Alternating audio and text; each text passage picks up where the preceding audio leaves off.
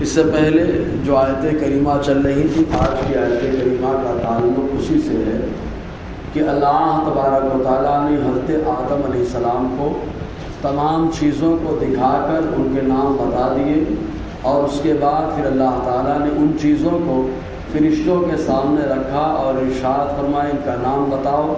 تو فرشتوں نے کہا کہ یہ پروردگار تجھے پاکی، ہم کو اتنا ہی علم ہے جتنا تو نے عطا فرمایا۔ اس کے بعد علامہ اسماعیل حقی علیہ رحمۃ الرضوان بیان فرماتے ہیں کہ ایک شاندار مسند کا انتظام کیا گیا جس کے اوپر حضرت آدم علیہ السلام کو ایک دم اچھے انداز میں وقار کے ساتھ بٹھایا گیا۔ پھر اللہ تبارک و تعالیٰ نے ان تمام فرشتوں کو حضرت آدم علیہ السلام کے سامنے دو زانوں بیٹھنے کا حکم دیا۔ سارے فرشتے بیٹھ گئے۔ پھر اللہ تبارک و تعالیٰ نے آدم علیہ السلام سے فرمایا اب ان کو ان چیزوں کے نام کے بارے میں بتاؤ کہ ان چیزوں کا نام کیا ہے۔ چیزیں سامنے آتی آدم علیہ السلام بتا دیتے، جو بھی چیز سامنے آتی نام بتا دیتے، جو بھی چیز سامنے آتی نام بتا دیتے۔ اس طریقے سے اللہ تبارک و تعالیٰ نے فرشتوں کے سامنے حضرت آدم علیہ السلام کی شان اور وقار کو اجاگر فرمایا کہ ان کے علم کو اللہ تعالیٰ نے ہی دیا تھا، لیکن فرشتوں کے سامنے اللہ تعالیٰ نے ان کے علم کے وقار کو بڑھایا اور اس وجہ سے ان کو عزت و شرف عطا فرمایا۔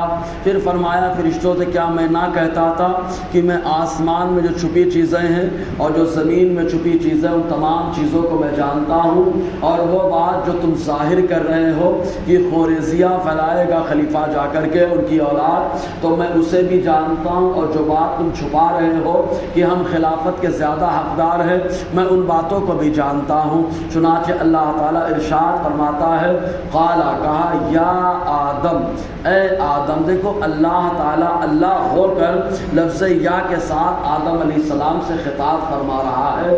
اندازہ لگائیں اب ہمارے دماغ میں ایک بات بیٹھتی ہے کہ لفظ یا صرف اللہ تعالیٰ کے ساتھ خاص ہے۔ اگر اللہ تعالیٰ کے ساتھ یہ لفظ خاص ہوتا تو اللہ تعالیٰ کبھی نہیں فرماتا یا آدم، اے آدم۔ اللہ تعالیٰ نے خود فرمایا یا آدم۔ یہیں سے نظریہ کلیئر ہو گیا، لفظ یا خالی پکارنے کے لیے ہے۔ چنانچہ نحو کے اندر پکارنے کے الفاظ بتائے گئے، حروف الندا خمسۃ، یا ایا ایا اے حمزہ مفتوحہ، 5 الفاظ پکارنے کے لیے استعمال ہوتے ہیں۔ ان میں سے ایک لفظ یا بھی ہے، وہ قریب والے کے لیے بھی استعمال ہے، دور والے کے لیے بھی استعمال ہے، وللمتوسط اور بیچ والے کے لیے بھی استعمال کیا گیا۔ اللہ جو چنانچہ ہدایت النو کے اندر پورا گرامر موجود ہے، علامہ سراج الدین اودھی نے لکھا۔ بہر کہے تو اللہ تعالیٰ فرماتا یا آدم انبئہم، انہیں بتا دیجئے، ان کے بارے میں انہیں بتا دیجئے باسمائہم، ان چیزوں کے ناموں کے بارے میں کہ جو چیزیں تمہارے پاس آ رہی ان کا نام کیا ہے۔ فلما انباہم باسمائہم، تو جب آدم علیہ السلام نے فرشتوں کو بتا دیا بانبائہم، ان چیزوں کے ناموں کے تعلق سے، قال، تب رب نے فرمایا الم اقل لکم، اے فرشتوں کیا میں نے تم سے نہ کہا تھا انی اعلم غیب السماوات والارض، بے شک میں جانتا ہوں آسمانوں کی چھپی اور زمینوں کی چھپی چیزوں کو، واعلم ما تبدون وما کنتم تکتمون، اور میں اسے بھی جانتا ہوں جو تم ظاہر کرتے ہو اور اسے بھی جانتا ہوں جو تم چھپاتے ہو۔ اب اس میں غور کریں، آپ آدم علیہ السلام کو وقار کے ساتھ بٹھایا گیا، فرشتوں کو 2 زانوں بٹھایا گیا۔ معلوم یہ ہوا کہ سیکھنے والے کا طریقہ یہ ہوتا ہے کہ استاذ کے سامنے ادب کے ساتھ بیٹھے اور استاذ کے لیے باقاعدہ مسند کا انتظام کیا جائے۔ چنانچہ خود حدیث جبرائیل سے یہی اخذ ہوتا ہے کہ یہ ایک زمانہ تھا کہ جب اللہ تعالیٰ نے صحابہ کرام سے فرمایا لا تسألوا عن اشیاء تبد لکم تسؤکم، معاملہ یہ ہوا کہ حضرت اقرا ابن حابس نے جب کہا، حج کا حکم نازل ہوا کہ اللہ کے حبیب صلی اللہ علیہ وسلم یہ زندگی میں ایک بار حج کرنا ہے یا ہر سال حج کرنا ہے، تو حضور نے فرمایا نہیں، زندگی میں ایک بار کرنا ہے۔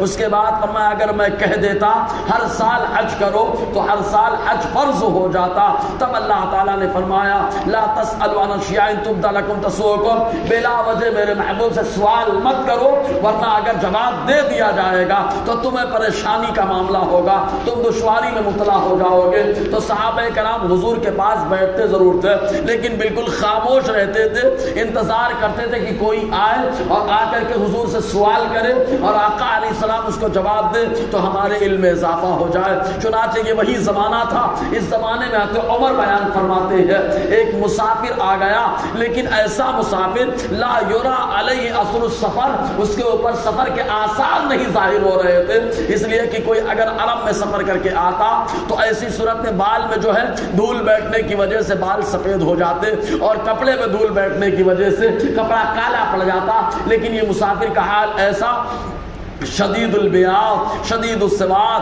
بال بالکل کالے اور کپڑا بالکل سفید، سفر کا کوئی اثر نہیں نظر آ رہا تھا۔